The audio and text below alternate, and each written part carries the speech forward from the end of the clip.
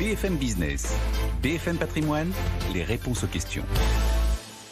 Christian Fontaine et Stéphane Van Nuffel sont en plateau pour répondre à toutes vos questions. Vous êtes prêts, messieurs? Toujours, évidemment, comme le lundi. Christian pour le revenu, Stéphane pour net investissement. Et on commence avec Emmanuel qui vous écrit, Christian, comment optimiser les frais, enfin ces frais de bourse? Alors c'est une question très générale. C'est vrai que les frais, c'est un vrai sujet pour gagner en pouvoir d'achat avec votre épargne.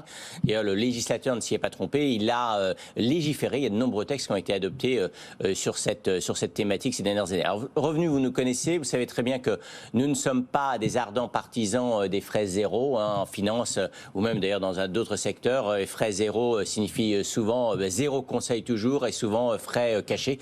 Donc il ne faut pas hésiter à accepter de payer un minimum de frais si bien sûr le service est en face. Ceci dit, c'est vrai que c'est un sujet.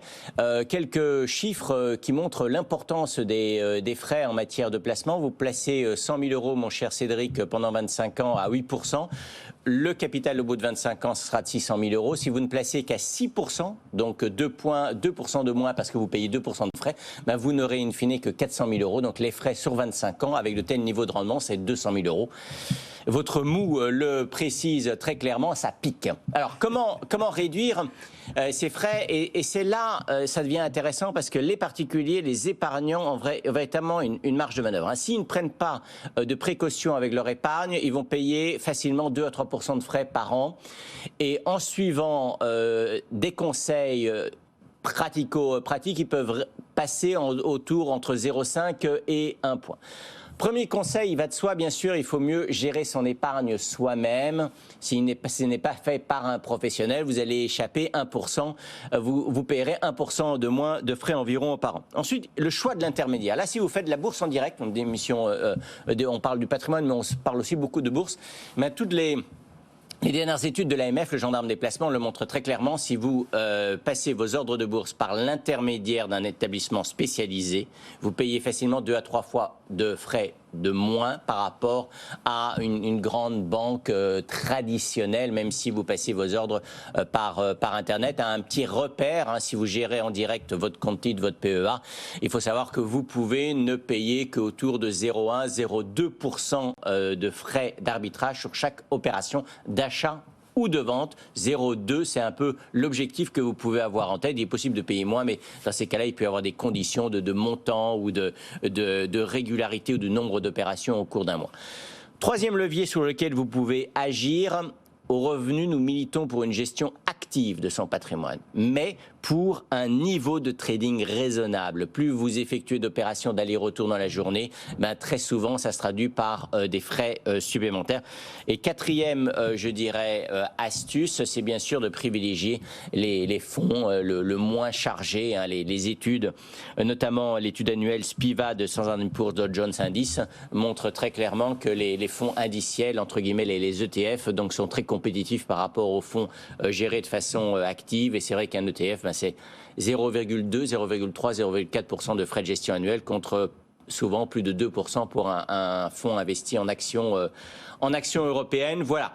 Si vous investissez aussi via une enveloppe fiscale type assurance vie ou plan d'épargne retraite, PER, vous rajoutez une couche de frais.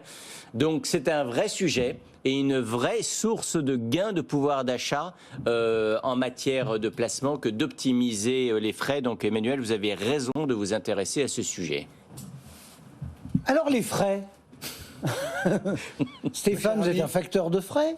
Alors je suis un facteur de frais, mais juste pour... Non mais je vous provoque. Non mais vous avez raison, mais c'est important d'en reparler parce que Christian le dit avec beaucoup de... Enfin, il a bien arrondi le sujet. Moi, je suis pas contre les frais. Et pourtant, je suis un acteur du digital. En tout cas, je crois encore être un acteur du digital. La création de Net Investissement était basée sur ça, sur l'utilisation du digital pour démocratiser le conseil en gestion de patrimoine. Donc, éviter finalement de le réserver ça qu'à une élite financière française qui avait donc les moyens de payer des frais pour avoir de la qualité. Mais le zéro frais ou la course aux frais n'est pas non plus une bonne chose. Et Christian le dit très justement. On rappelle la maxime qui nous dit que quand... c'est gratuit, c'est que c'est nous qui sommes au menu quand même. Bah, c'est qu'il y a quelque chose comme ça. Voilà. Et moi, je suis, c'est idiot d'utiliser ce terme-là, mais j'en ai pas d'autre qui vient à l'esprit. Je suis contre l'ubérisation de notre consommation, que ce soit dans les produits financiers ou dans l'autre. Le frais zéro ne doit pas être la course parce que Christian l'a parfaitement dit. Frais zéro, ça veut dire normalement service zéro et souvent, au final, qualité zéro. Il faut trouver le juste milieu pour la qualité-prix qu'on souhaite avoir. Mais c'est propre à notre vie au quotidien, hein, pas que en placement. Bon, on s'est tout dit sur ces frais, oui. Non, on est d'accord. Effectivement, tout dépend aussi de votre niveau d'autonomie et le niveau de service que vous avez envie d'avoir. Est-ce que vous estimez avoir les compétences et le temps pour gérer votre épargne vous-même, ou est-ce que vous préférez en confier une partie à un professionnel, sachant qu'on peut très bien imaginer les deux. Vous pouvez très bien gérer en direct une partie de vos économies et confier une autre partie à un gestionnaire professionnel. De toute façon, aujourd'hui, les frais sont la transparence sur les frais, quelque chose qui a beaucoup évolué par rapport justement aux organes de contrôle, le gendarme dans la bourse, comme vous l'avez appelé Christian faisant partie, l'AMF, mais on peut citer aussi la CPR et les autres. Aujourd'hui, vous avez vraiment une grande transparence, en tout cas dans la gestion de patrimoine. C'est peut-être pas aussi évident quand vous avez les notices tarifaires des grands groupes bancaires, mais en tout cas, nous, on doit bien expliquer à quoi sert chaque frais que vous dépensez. Et en fait, elle est là, la vérité. La vérité, c'est de mettre en face d'un gain ou d'un service un coût.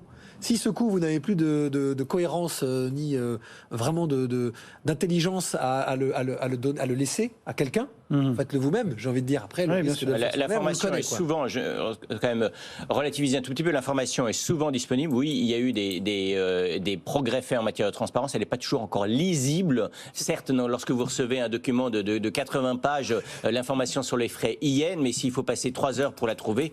Oui, parce qu'il y en a à tous les étages. Mais il y a des frais souscription, de gestion, de garde, de surperformance. Vous avez des frais en montant absolu, vous avez des frais en pourcentage, vous avez des frais exprimés en annuel, vous avez des frais en trimestriel, et puis effectivement, vous avez des frais d'entrée, des frais de gestion, des frais de garde, des frais de sortie. Bon, voilà. Donc, il y en a pour tout le monde. Bon, ben voilà, quelques idées à avoir en tête sur cette question des frais Emmanuel.